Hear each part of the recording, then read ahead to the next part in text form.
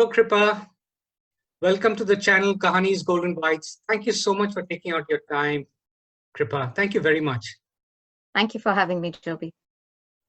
Thank you, Kripa, again. And Kripa, for the benefit of our viewers, could you just share a little bit about your background, what you're doing, for the benefit of our viewers, Kripa? Sure. I think when people would have asked me to introduce myself about 5 years or 10 years ago, I would have started off with exactly what I'm doing at work, what level, and et cetera, et cetera. But I think that's changed over a period of time. So if you ask me, who am I today? I am a very proud mom of an 8-year-old girl. I have a lovely 4.5-year-old boxer. That is extremely close to my heart. He's the joy of my life. I am a fairly well-balanced, political, mid-path individual, not to left, not to right. And from a work perspective, I look at, today, I look at customer experience, and that's primarily digital customer experience for a company called Tata Consulting. And I look at a global portfolio of one of their sectors, which is utilities. So I look at pretty much all the geos and what we do in the digital space for them. That's just fantastic. That's just fantastic to hear, Kripa. And, you've got such a rich background, and I'm wondering where to start with. So, Kripa, you're based out of London, right? And you've worked here in India for some time, and you've been in the UK, besides traveling the rest of the world, for a good amount of time. In terms of the workspace, let me just start with the workspace. In terms of the workspace, are the environments different from where you are currently in the UK than compared to India in the sector that you are in? Let me start with that. Completely different. Completely different. And why I would say that is I think there was a point of time where I was considering moving back to India because India is like my mother home, mother country, my land. But the ability to be able to work back in a segment that I'm in today is quite different. And I can give you examples from absolute basics. So for example, if I look at how things work in the UK versus in India, everybody respects each other's time. And I'm taking simple stuff. You will end up coming onto a call on time, if not early. I have never seen that in all my years in India, ever. There's always an excuse for people coming in. In fact, to a large extent, it's become an element of showing your seniority. So the more senior you are, the more late you get onto a call. And those are basic cultural differences that I have observed between India and the UK. I think that's just one element. If I look at another, for example, the ability to look at individuals equally, the ability to travel to work safely, the ability to work any hour of the day without assessing whether there is going to be a physical constraint, a mental constraint, an environment that will cover you off. What would my neighbors say? To the overarching aspect of once I'm at work, how am I treated? Do I have the right policies and processes and procedures in place? Is my company really looking out for me versus showing that it's looking out for me and it has to do certain things as per the rules that have been laid out by the government? Do they really believe that it is the employees that'll actually build the business, or do they believe that employees are a cost to the business? I think there are a multitude of such elements that kind of take on the ability of how you do things. And last but not the least, and I should not say this because it's not very geography centric, but what I have noticed is the ability to take diverse opinions is much easier in the UK as compared to India because it's still hierarchical driven. So a lot of things come top down. And if an idea does get generated bottoms up, it would depend a lot upon the individual who's taking in the idea and whether that idea would get discussed or considered versus negated and done with differently. So I think there's a spectrum of things in terms of how the two geographies differ in terms of work. That's a lot. That's a lot. That's a big difference, Kripa. And you've experienced it, and you're speaking out of experience. It's not theoretical, any form or manner. And Kripa, you worked for companies which are based out of India as well as in the UK. So it's the same company too, except that they're different geographies. In spite of that, have you seen, not picking on a specific company, but in general, once again, have you seen these differences even within those companies, just from geography perspective, just because the same company is in a different environment? Have you seen those differences? So if the company that I'm with today, Tata, I think Tata has, from a people perspective, Tata is a very well-known, people-centric organization. So I think irrespective of India, irrespective of any geography, their policies, their processes, they were the first company to announce to announce hikes in their salary in the COVID time versus everybody else cutting down salary. So I think they've got their cultural gut in the right place. Having said that, I think there are elements still which is purely work-centric, not policies, not processes, that are different across. So if I look at the number of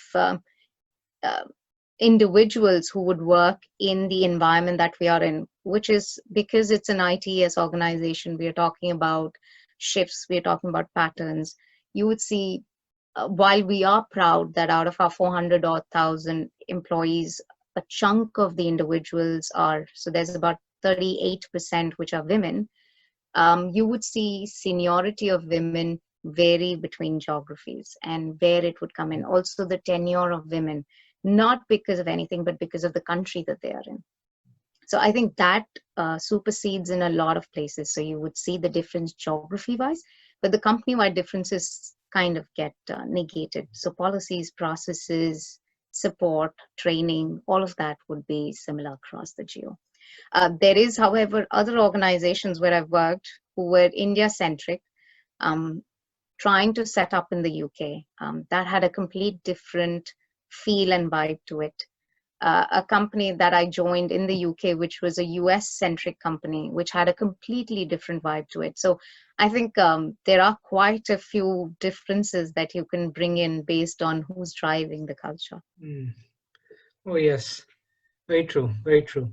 And so, Kripa, as you've, played different roles in different companies, what strikes, in your profile, Kripa, is that being a woman, and I'm going to use a very broad stereotype and purposefully so, is that most women, or a large number of women, are known to be, seen in the HR function.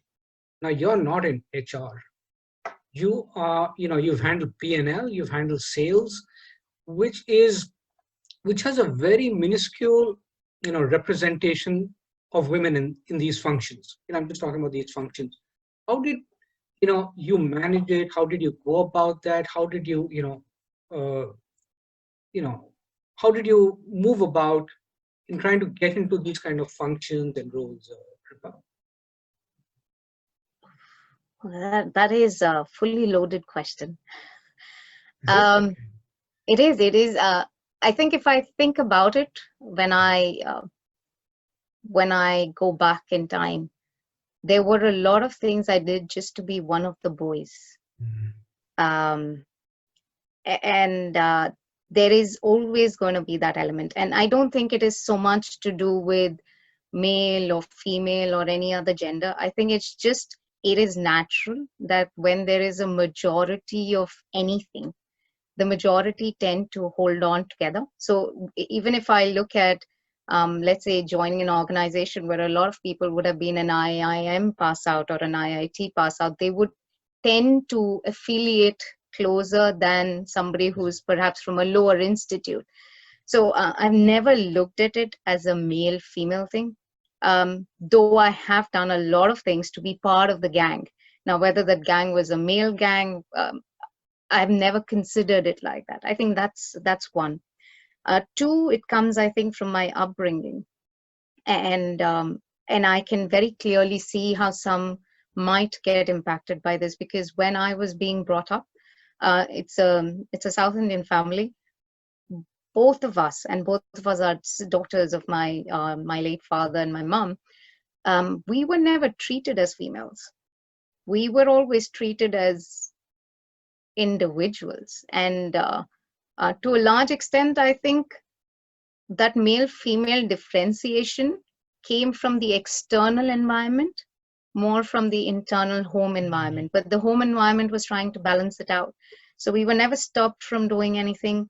We were never stopped from carrying weights. I remember never having to bring tea, coffee, food for people, guests who are coming to the house.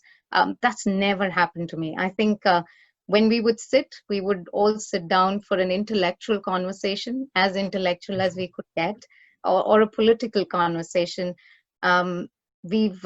If we ever faced an issue outside, and you know how unsafe Delhi is, it's always been unsafe, but we were brought up to tackle people head on, not to keep quiet and walk away. And what I've realized over a period of time is the more you speak up and stare at someone in the eye, the chances of them backing down are higher. I don't know how it is today, because it's a vast variety versus when I was being brought up. But I think that kind of sowed an element of no differentiation. You did start seeing some elements, but again, was not from a male-female perspective. I think I purely chose to see it as a skill set perspective, and how I could make sure it was either skill set, it was being in the right, being at the right place at the right time. And to be at the right place at the right time, you need to know what was happening within the organization. So I think that was one. And I think we've had to work a little bit extra. We've had to navigate a lot more.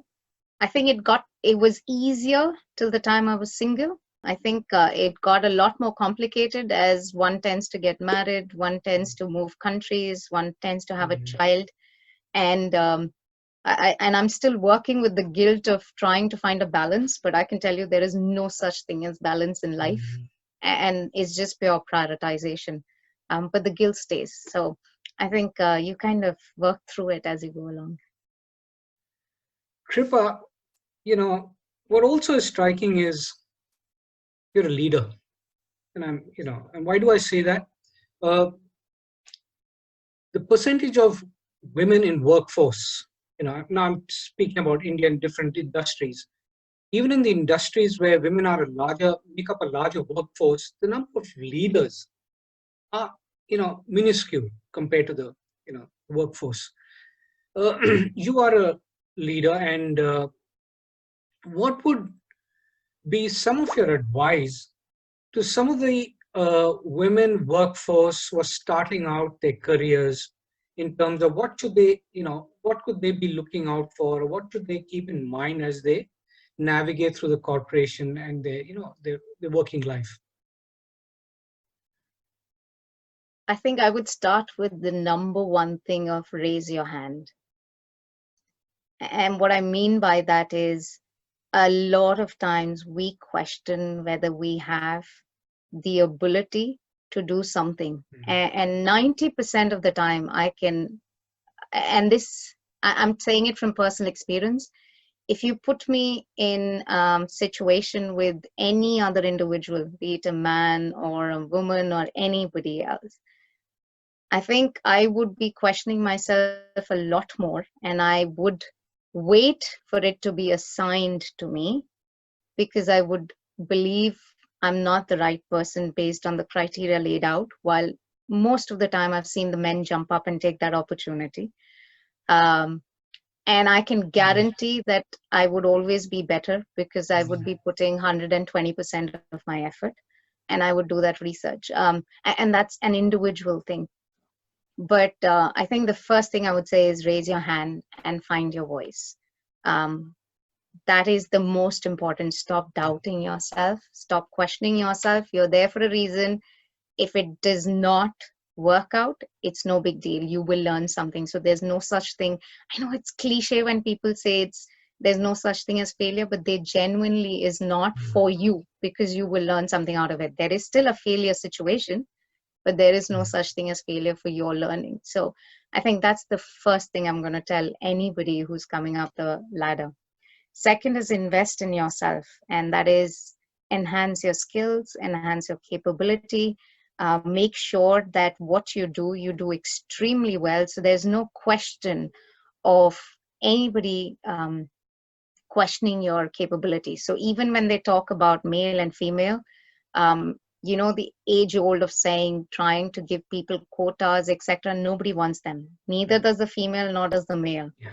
I think we need to be assessed on our capability and skill set, period. Just take away any negative bias, or just look at the skill set, and that's purely it. The third thing I would say is network. We drastically underestimate the ability to network. And again, I think that is easier for men. And I say that based on a very simple example. I have a friend who lives in Gurgaon, and they live in these multi-story flats. The son is 7, the girl is 9. She allows her son to go down alone to play, but the daughter cannot go down because she can be in the lift alone, or she can be outside alone. So you've already started restricting. And now what you're seeing is a 9-year-old daughter looking at a 7-year-old son and saying, he's younger than me, but you are trusting him to go outside. And if you look at it from the child's perspective, you've already started putting thought into that person's head, saying they're not good enough, you can't trust them, they don't have the ability to deal with things. And that's what kind of carries forward when you go into work. So it's not as simple as just motivating yourself and doing it. There is a whole host of environmental elements. So I've been blessed with the right kind of upbringing, and that's the fourth thing I would tell them, is make sure that you can be as feminist as you want, but if you continue doing things like this, find a way out that does not impact the future generations in such a way. So makes a lot of sense, Kripa. That's very valuable advice. And Kripa, you're also involved in the local schools. Apart from work you're doing, some other work, and you're involved in society in a different way too, right, Kripa? Yep. So I am a governor for a primary school in the UK. And the intent there was, I wanted to make a difference, and I didn't want to stand to the side and comment versus come in and make a difference. So I think that was one. I am also I'm an industrial board governor for the School of Electronic Engineering and Computer Science Division for Queen Mary's Institute, from a TCS perspective. And I also lead I'm the chair for the Women's Network in TCS UK. So I think I've got my hands full. That is just so fantastic. It's a delight to hear all of this. So it's just not work that you're doing and leading from the front. You're involved in society where you live. That's just amazing.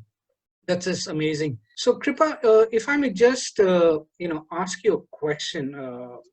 It's about, if I may use the word quota, or a minimum mandated percentage of sort, if I can just use some of those words and terms.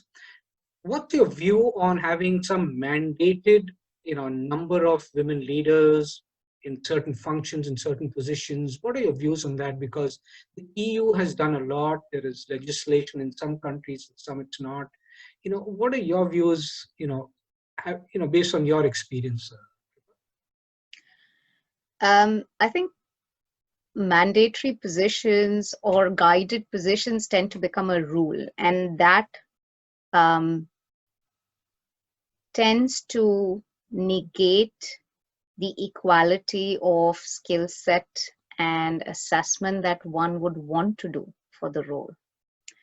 If you would speak to anybody, anyone from our organization or all the women that I know, none of us want to get promoted because of a quota.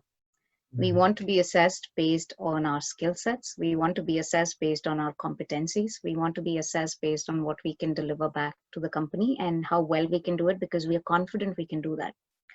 I think the question is not about setting up a quota or mandating a position. It's how do you make it easy? Or question one is, how do you improve the number of individuals within the organizations who can at some point of time balance the ecosystem and have a fair opportunity? And two is, how do you increase visibility of that opportunity for individuals across, because a lot of these opportunities tend to get handpicked. So I think it's more in terms of what you do before versus the end result. Thank you for that, Kripa.